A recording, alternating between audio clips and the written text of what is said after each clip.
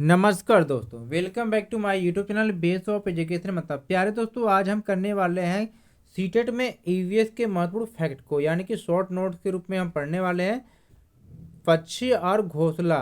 आप सभी जानते हैं कि पर्यावरण अध्ययन में क्या है कि पक्षियों से संबंधित एक या दो क्वेश्चन जरूर पूछे जाते हैं। ठीक है, तो अगर आप पेपर फर्स्ट की तैयारी कर रहे हैं सीटेट में ईवीएस की, तो ये वीडियो आपके लिए बहुत ही महत्वपूर्ण होने वाली है।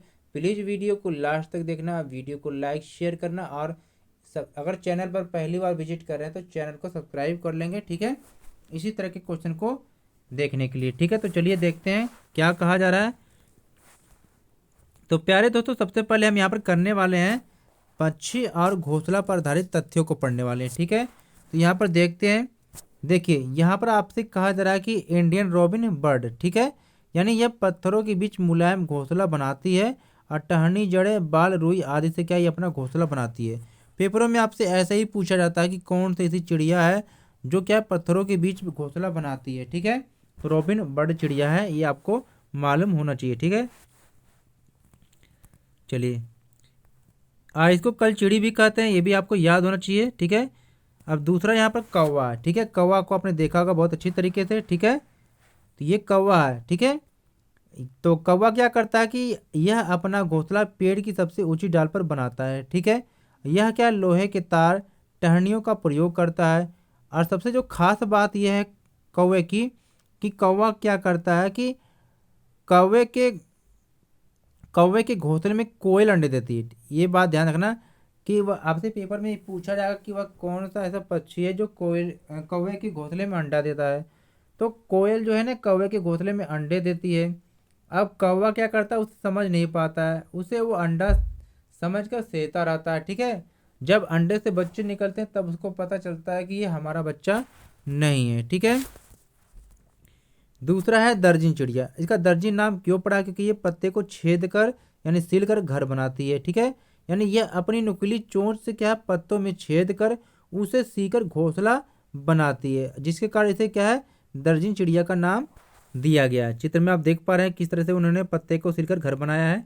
ठीक है, चलिए अगली जो पक्षी है इसको हम वीवर पक्षी बोलते हैं। ठीक है, यानी कि वीवर पक्षी यानी कि जो नर में ये घोंसला बनाता है। ठीक है, तथा मादा क्या करती है, उसी से उसे चुनती है। ठीक है, यानी कि बहुत सारे ऐसे कि जो नर पक्षी होते हैं घोंसला बनाते हैं, और मादा पक्षी उन घोंसलों में से चूज करती है, जो उसे जो भी घोंसला पसंद आता है उसी घोंसले में वो अपने अंडे को देती है। ठीक है, यानी जिसका घोंसला मादा को पसंद आता है उसी में वो अंडे देती है। ठीक है, देखिए कितना अच्छा है, ये चॉइस है इसके अंदर।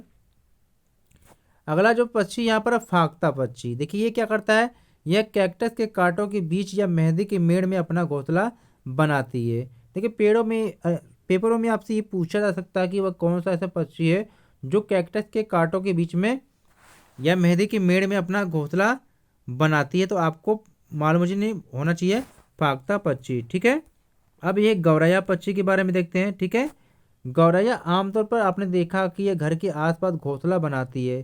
कभी कभी यह घर के छत पर बनाती है, कभी कभी अलमारी के पीछे भी ये अपना घोंसला बनाती है। लेकिन अब क्या गौरैया बहुत कम ही दिख रही है। ठीक है, चलिए अगला यहाँ पर पक्षी ये देख रहे हैं कबूतर। कबूतर के बारे में बहुत अच्छी तरीके से जानते हैं, लगभग आए आपके छज्जे पर। ठीक है, ये आपको देखने को मिलेगा।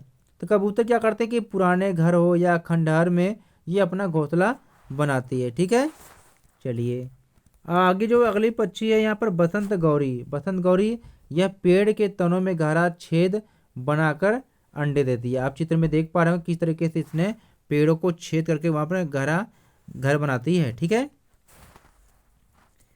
अगला जो पक्षी यहाँ पर है देखते हैं शकरखोरा। यह पेड़ या झाड़ी की डाली पर लटकता हुआ घोंसला बनाता है। इसमें रुई, सूखे पत्ते व कपड़ों की चीथड़े का प्रयोग करता है। ठीक है, आपने ऐसे बहुत सारे घोंसले देखा होगा जो लटकते हुए आपको दिखाई देता है। ठीक है, अब यहाँ पर सबसे महत्वपूर्ण जो पक्षी ये उल्लू है। ठीक है, यह अपनी गर्दन लगभग पीछे तक यानी कि लगभग 360 डिग्री तक घुमा सकता है। कौन, उल्लू। आपने देखा है ये रात को ज़्यादा आपको दिखता है। ठीक है, एक पक्षी है मैना। देखिए मैना की भी खासियत है कि ये मैना क्या करती कि अपने गर्दन को झटके से पीछे कर लेती है। ठीक है, देखिए अगर आपसे पूछा जाए कि कौन सा ऐसे पक्षी है जो अपने गर्दन को झटके से पीछे करती है तो मैना है।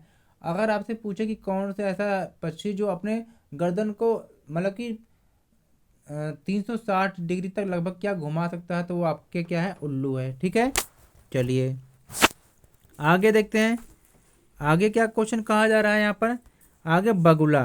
ठीक है, बगुला क्या भैंस पर बैठकर उसके कीटों को खाता है, इसलिए बगुला को भोजन मिल जाता है और भैंस को कीटों से मुक्ति मिल जाती है। दोनों एक दूसरे से क्या जुड़े हुए हैं, देखिए आपको चित्र में दिखाया जा रहा है। ठीक है, तो प्यारे दोस्तों यहाँ पर हमने क्या है, महत्वपूर्ण पक्षियों से संबंधित जो होता है फैक्ट को हमने आपको कंप्लीट करा दिया।